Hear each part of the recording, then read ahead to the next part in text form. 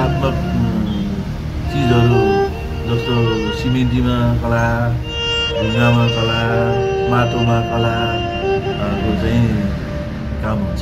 हाम्रो देश नेपालमा है हिन्दू वैदिक सनातन धर्ममा त्यो सबै त्यतिचोटि देवदेवता त मैले बनाउन सकेको छैन, तर पनि चलन चल्तीमा अधिक चलनमा आउने कुराहरू गणेश, लक्ष्मी, सरस्वती, महादेव, विष्णु, यस्तै नागहरू होइन यस्तो चाहिँ बनाउने गरिरहेको।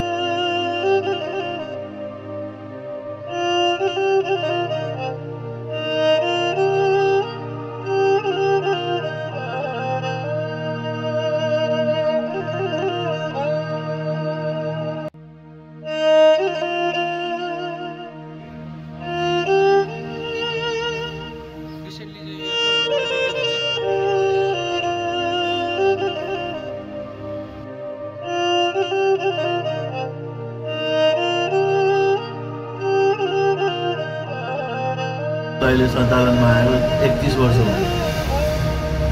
कला संस्कृति भनेको हाम्रा पुर्खाहरूले विभिन्न कालखण्डमा अनेक प्रयोग गरेर अचेल चाहिँ पश्चिमी शिक्षा पद्धतिले ल्याबमा टेस्ट गरेर परीक्षण गरेर प्रमाणित भएको भने जस्तै हाम्रा पुर्खाहरूले विभिन्न कालखण्डमा विभिन्न परीक्षण गरेर अनुभवद्वारा खारिएर प्रमाणित भएका कुराहरू संस्कारमा आएका हुन्छन्। ती संस्कारमा आएको कलासँगै हाम्रो संस्कृति खाद्य कला पनि हुन्छ।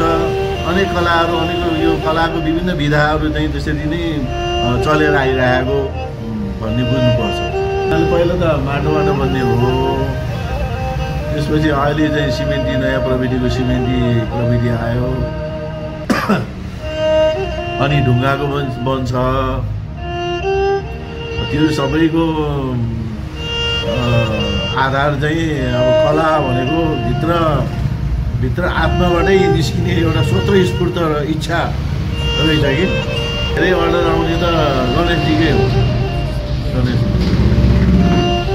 चाहिँ 2 जना हो, अरू सबै पारिवारिक चाहिँ आधारमा चलिरहेको छ। धन्यवाद।